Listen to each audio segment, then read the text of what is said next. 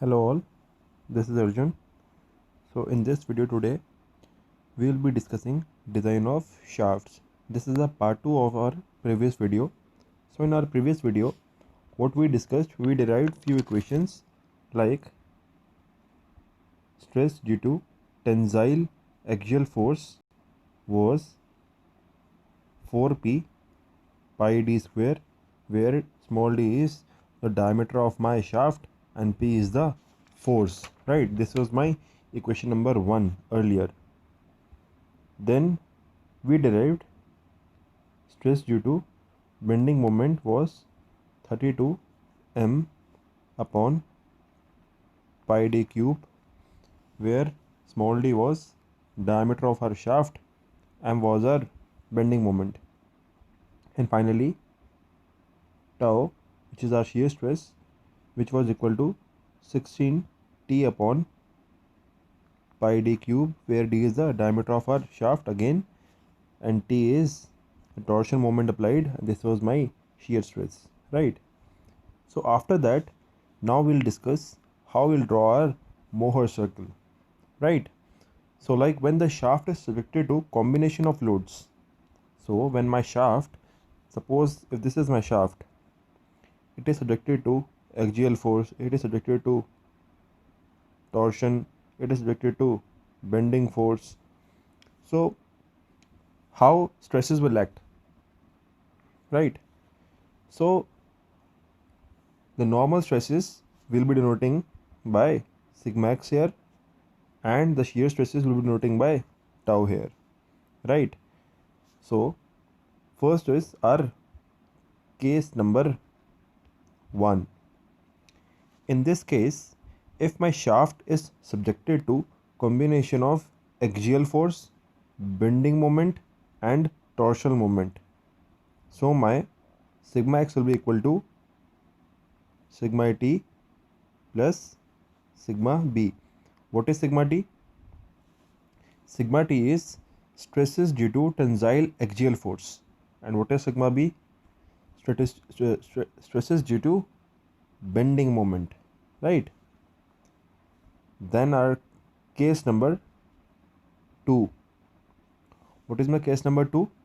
So in this case, shaft is subjected to combination of bending and torsional moments without axial force.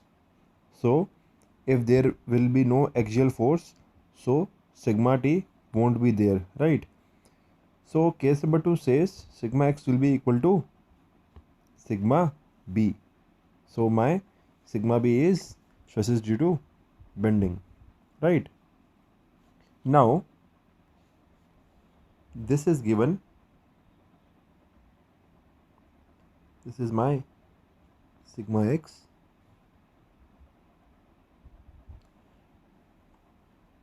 this is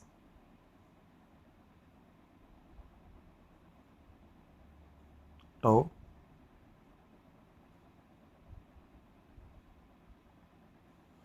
right? So now we have to construct our Mohr circle with respect to this, right? So we can calculate sigma t by our equation number 1, which we have found earlier. Also we can calculate sigma b. How we can calculate? By equation r number 2, which we calculated earlier, so that we can use it in our cases 1 and 2, right? So first of all, how we'll draw Mohr circle? We need to select our origin, or we need to select our origin. Where is our origin, right? And from that we need to draw or plot sigma x, which is given in our figure. So if we plot sigma x from here to here, that will be my point A. As in, if I select this my origin, the marker is not working properly, so the point is haphazardly. Just hold on a minute. If I'll select this point as my origin, right, then I draw and this point is my O point. I'll just change the color. Yeah, this will work. This is my point number O. So now I will draw a line OA, which will be equal to my OA should be equal to, this is A point, this is O point. OA should be equal to sigma x, right? If you can see, this is the sigma x which is given, right? This is the sigma x which is given, right? So OA, I'll be plotting sigma x. Just hold on a minute. Yes. So now we have point. Oops. Okay. Hold on a minute. Yeah. No. Okay. Now that's okay. Okay. This is my A point. Yes. I have to change my marker. I'll change the color. Yes. This. So now I have point OA, right, which is equal to sigma x. Now I'll draw a perpendicular from this point, which will be equal to my tau from my figure, and also I'll be drawing perpendicular here, which will be my equal to tau. This perpendicular. Okay. Yes. So this is my equal to tau, and this is equal to sigma x, right? Right. So now what I have to do? Now I have to, this is my point, suppose B. This is a point, suppose D. Now I have to, wait, I'll just plot the points. Red, the thickness, this is one point, this is another point, right? So now I will join these 2 points. So now I'll join these 2 points.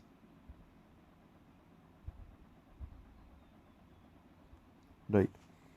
So after joining these 2 points, I can see DB and OA, they are intersecting at one point, which is this point, right? So my this point should be E, right? So by taking EB as my diameter, I will draw Mohr circle. See, this figure is not getting,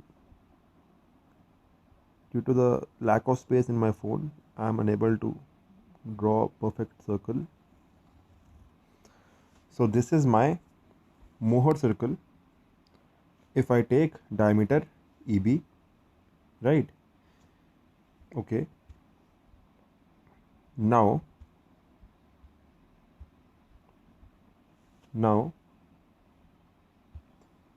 my principal stress is given by, I'll just pick a color, thickness little bit increased. Okay. So if you can see, if I'll extend this till here, I have to change the color. Just hold on a minute. Okay, this should be fine. This should be fine. So my principal stress, if I'll plot this like this and this like this distance is sigma 1, or this distance is sigma 1, right? So if we see sigma 1, what is sigma 1 is equivalent to, if this is point A, this I demand should be point F, this is my point already discussed O. So sigma 1 should be equal to OE plus EF, right? sigma 1 should be equal to this plus this, OE plus EF, right? Also EF is what? Radius. So by writing EF I can also write EB, right? So I'll be going back. So so you can see I have created a mess over here. So yes, so now I know what is my sigma 1, which is equal to OE plus EB. So what is OE? O is nothing but my, see, from O to A was my sigma x. So if this is my sigma x, so this should be my, the half distance should be sigma x by 2. So this distance is sigma x by 2, right? So OE is sigma x upon 2 plus, and this should be, this radius should be equal to this distance square this distance and whole under root, means sigma x by 2 whole square plus tau whole square under root will give my this distance, right? So now I have to clean this whole figure, right? So my sigma 1 came to be equal sigma x by 2 as we discussed plus under root of sigma x by 2 whole square plus tau square whole under root, right? So this is my sigma 1, right? So if I'll go back, okay, now it is not letting me to go back. It should, yes, again.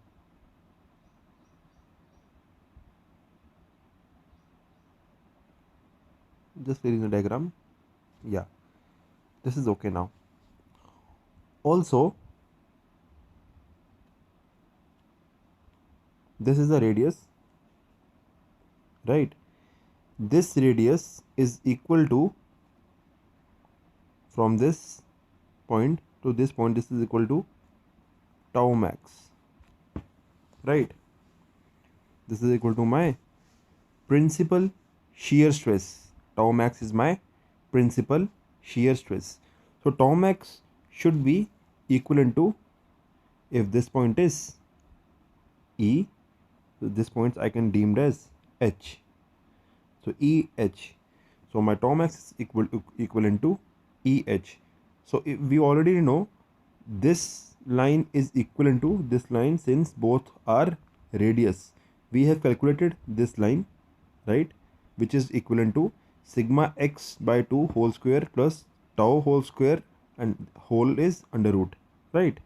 So my tau max should be equal to sigma x by 2 whole square plus tau square, right? The under root is of under the whole equation, right?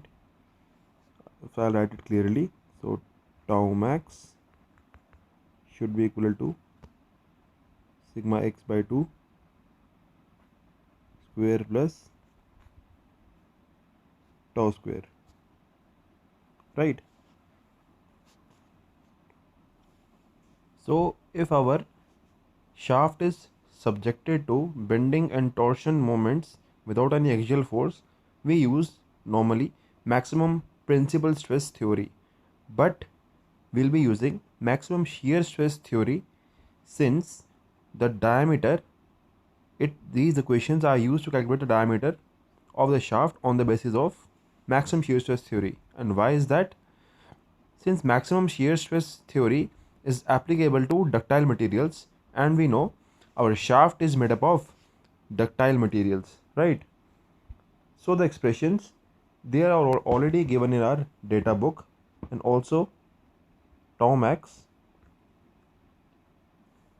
is equal to 16 by pi d cube into Just one moment. I think this expression will not get fit, so I have to use the correct marker, right? So tau max is equal to 16 pi d cube root of moment square plus torsional moment square, right? This is according to the maximum shear stress theory. Also, we already know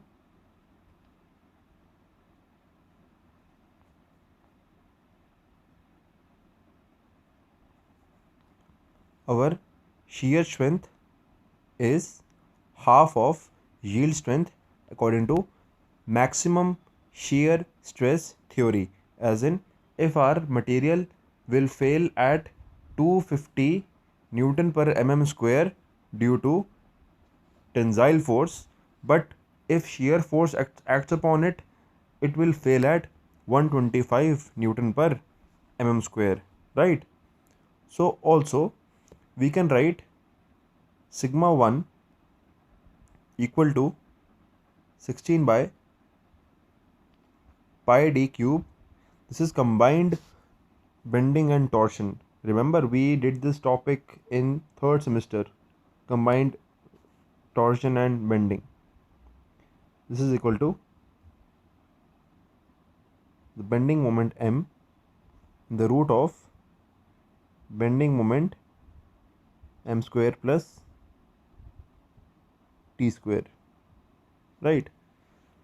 So with that we can go ahead for numerical part. Thank you.